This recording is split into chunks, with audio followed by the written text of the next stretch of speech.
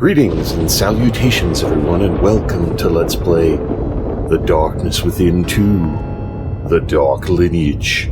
I'm Kamchek Fisco, and come join me for a horror adventure.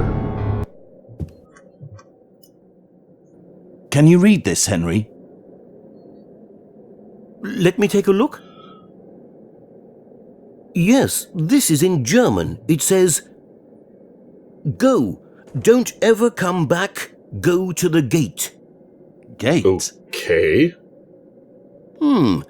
Sounds very familiar to me. I once had a customer who came here every week to pick up some books he'd ordered. He was not very talkative and often looked lost in his own thoughts, but I remember he often called the place he lives the Gate. Later I learned that he lived in that cursed mansion that stands alone, far off in the wilderness.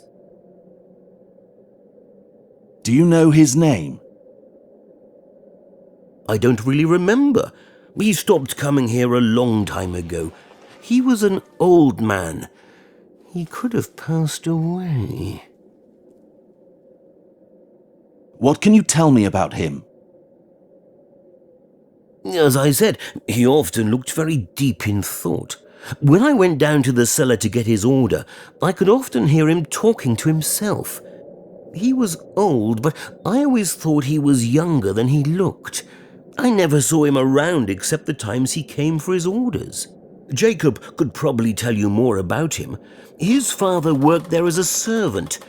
Jacob lives in the old White House right in front of the Howling Wolf statue. You can't miss it. Okay. What kind of books did he usually order? Most of them were about magic, astrology, occultism, and demonology. And I remember those books were very hard to get. Sometimes it took weeks to find a particular one. Some of them were written in languages I'd never even seen before. Yeah, probably really ancient. Why did you call that mansion cursed? Just out of habit, really. Around here, everybody calls it that because of their primitive superstitions. I don't actually believe them myself. Thanks for the info, Henry. Yeah, you've been really helpful, man. Any chance... Okay, I guess we're not going to learn more about the book yet. But at least we have a clue to go on. That's something. Alright, so it's the house in front of the statue, so... That doorway over here we saw? Maybe this one or that one? Well, it's not that one. I don't know if we can reach this one. We can, but it's not that. So I would assume it would have to be this one, because I don't remember seeing any other doors. Yep, here we go. This must be the house Henry mentioned. Housekeeping. Candygram. Shh. Okay. You can speak freely now. My name is Howard.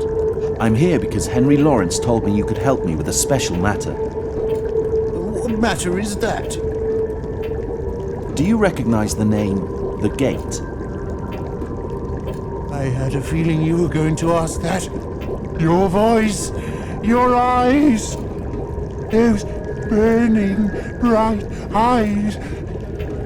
You look exactly like him. Who? Him! He told me about you once. How you would come back one day. This is your destiny. You cannot go against it. Watch me. I think you're confusing me with someone else. I think you're confusing me with someone else. I don't understand what you're talking about. Who is he? Mr. Nathaniel. He was the one who called you beyond time. He learned that if he appealed to someone from his own bloodline would one day come back. I was only a child, but I remember everything. I remember what they did under that damn place. I can see him in your eyes. And there was that other child. He was not human.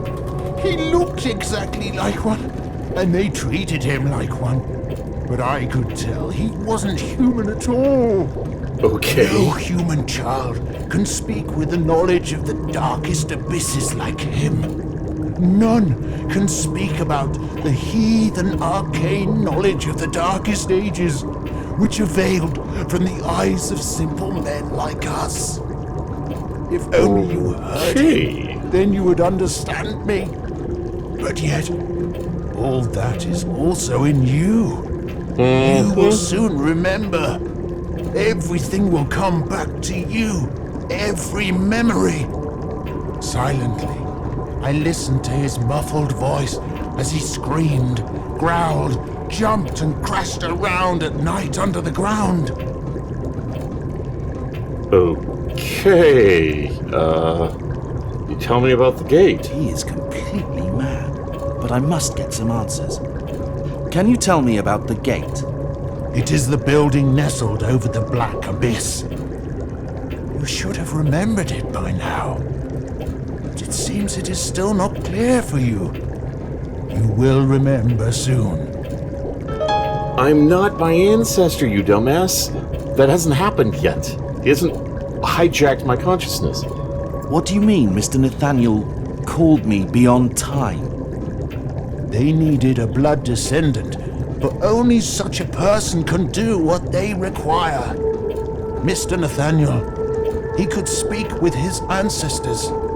Or maybe the opposite was true. They told him to call you, and so he did. He somehow learned strange languages he never even knew existed. And with this knowledge, he read forbidden books gathered from around the world. Passages about summoning beyond time. Those fiendish necromantic murmurings and chants. Right then. How did this Mr. Nathaniel learn such an appeal? He learned it from Jedediah, a shadow from his own lineage, from your lineage. Okay. What do you mean by Black Abyss? That place is built upon a web of underground passages that lead to Gehenna. That's why they call it the Gate. It is the gate to the unlit hell beneath the surface that hides unimaginable secrets from our eyes. Okay. What child? The child Mr. Nathaniel was told to take in. He took him into his home, despite strong opposition from Mrs. Ingrid, his wife.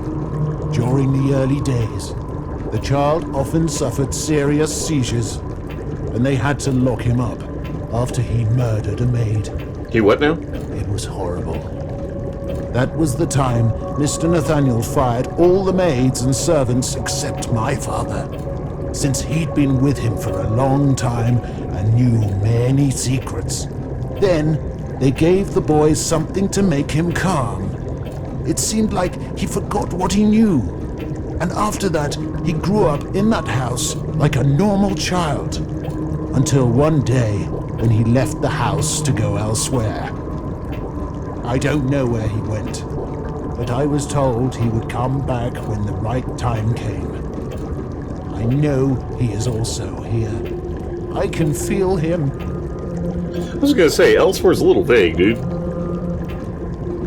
How can you know this much about me?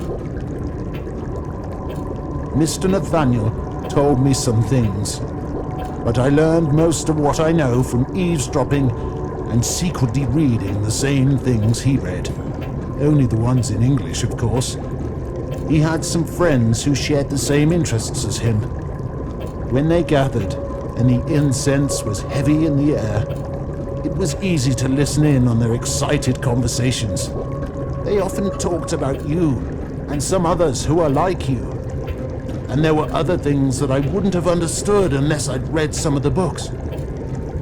His wife, that poor woman, hated his friends and the topics they spoke about in those heathen meetings.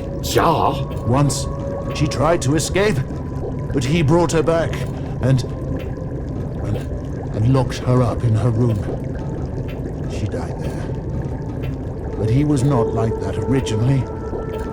The only mistake he made was moving into that house of his ancestors after he married. But maybe it was a fate he could not fight against. From what I'm being told, I'm in the same boat.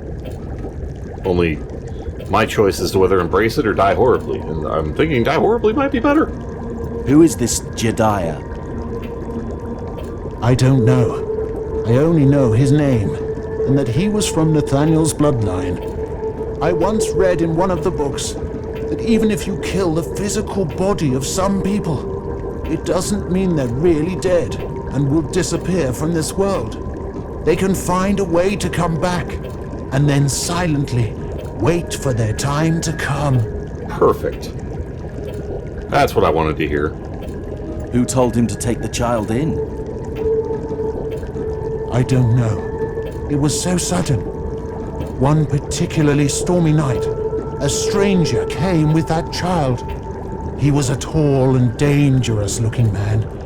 All the servants were frightened of him at first sight.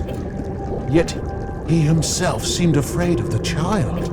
I listened to their conversation and learned that he could hardly speak our language. So he spoke with Mr. Nathaniel in a language that only he seemed to know. Only 2 days later did we really discover why he came. He'd brought the child from a distant place for Mr. Nathaniel to raise, and he accepted the boy in without hesitation. But he never explained why he agreed to do it. Power? Probably power. Why did Mrs. Ingrid want to escape? I'm not sure, but I think she saw something terrible. She knew a lot about the things her husband was interested in doing.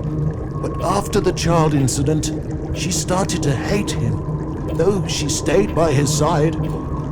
After a while, the situation began to change and got more serious. And that's when the secret meetings began. She hated it all, both the meetings and those who attended them. And one day, it seemed she couldn't take it anymore and ran away. But Mr. Nathaniel's friends forced him to take her back and lock her up. They saw Mrs. Ingrid as a threat who might reveal secrets about them. He had to do as they instructed, but he wasn't happy about it. He seems completely mad. But somehow, I get the feeling his words weren't just crazed ramblings or the wild imagination of a madman. Of course not. That would be convenient. Thanks for the advice, sir.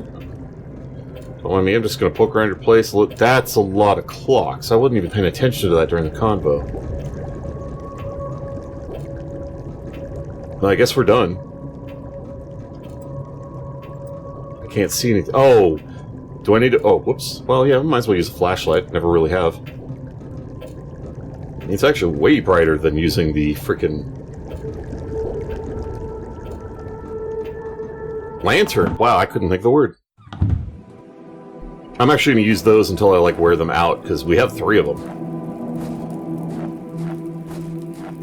So, disappearing women.